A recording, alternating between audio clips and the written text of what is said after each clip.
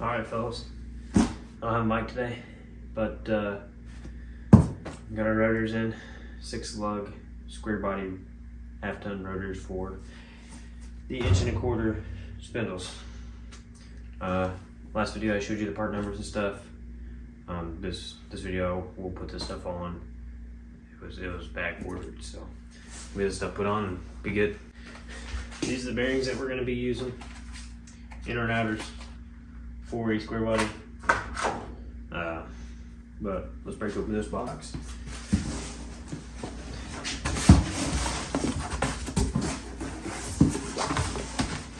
And now if I were you, I'd keep my receipts.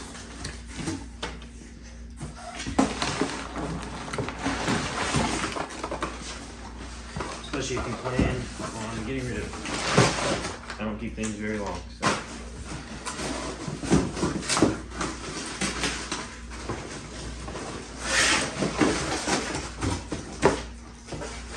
Alright. This is what we're working over here.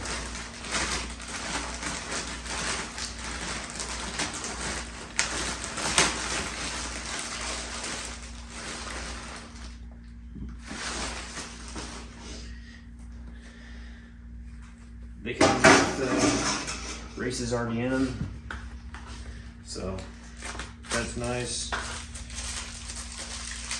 The only issue with these is they come with races on them, so you won't be using that race.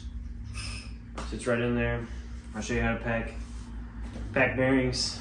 Real easy, real simple. Pair of gloves, some grease, and you'll be all right.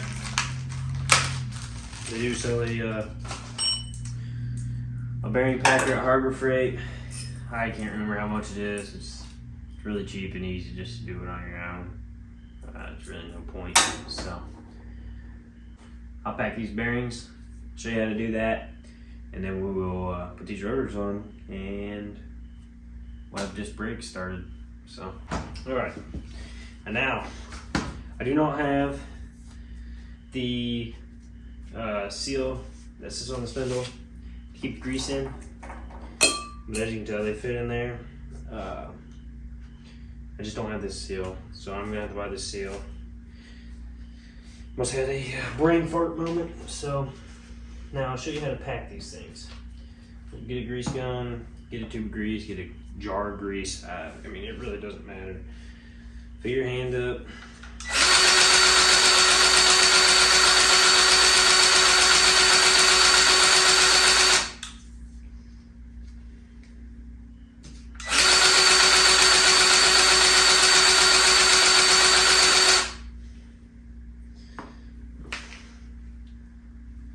Now, I'm gonna take this bearing, make sure it's clean. You're just gonna spin it, packing it full of grease. I mean, there's a lot of people that don't do this. A lot of premature worn bearings. I do both sides. Make sure it's oozing out. You're gonna be able to tell that it's coming out of it when you're pressing down on it like this. Now, since I don't have my dust cover seal here, I'm just gonna slip this thing on here. Oop. That's how it sits. Since I don't have my dust cover, I'm gonna slip just this bearing on here for now, until I can, because I'm gonna have the bolt back apart, put that rubber seal on, rubber gasket, or ring on there.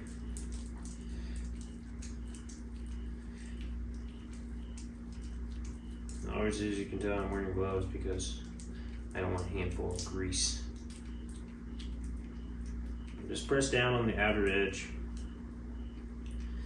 and when you're done with the last bearing, usually what I like to do, take as much grease as possible. I'm gonna sit it on here, so I take my gloves off. What I'm gonna do is sit the gloves down, inside out. I'll take this bearing, pull it off, sit it on there. Now we'll take these rotors, slip them on like so. Alright, take obviously the impact bearing for the outer, slip it on there, and I didn't open any of my parts.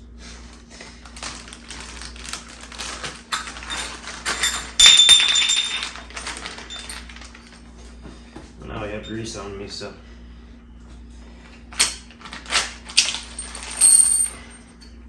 Alright, you're gonna take your locking tab washer, gas not on.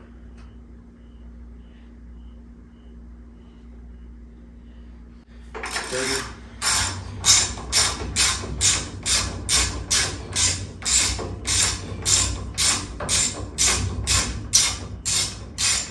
Run her on there.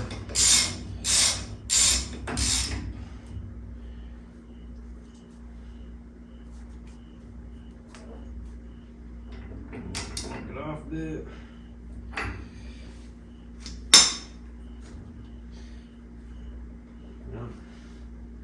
And just like that, we have ourselves a, we're gonna go a little bit tighter so we can line this cover pin up.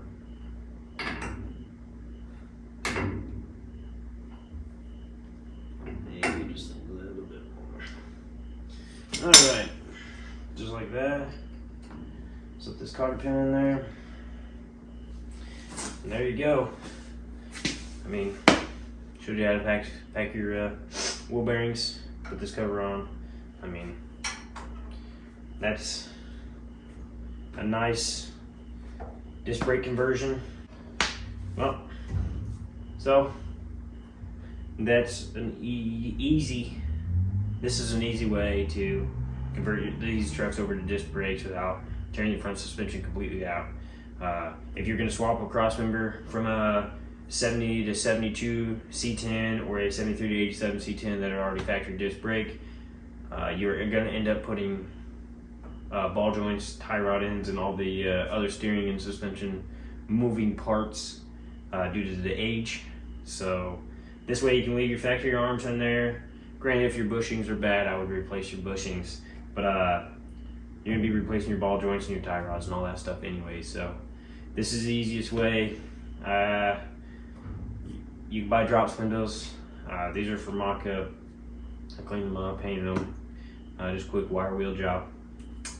But I will eventually be putting drop spindles in, and then we'll be setting up plates for air ride. I'll be cupping the lowers, moving the shocks, all that fun stuff. So really this is the best bang for your buck. I like that. That is one of my biggest pet peeves, when somebody buys something really expensive and it's really no different than factory stuff you can get at the auto parts store. So, alright fellas, well, I'm not satisfied with it, so I'm going to put 3-inch spindles in the front, which we are 2 inches off the ground anyway, so it's really only going to drop it, probably only put 2.5 in it, and we are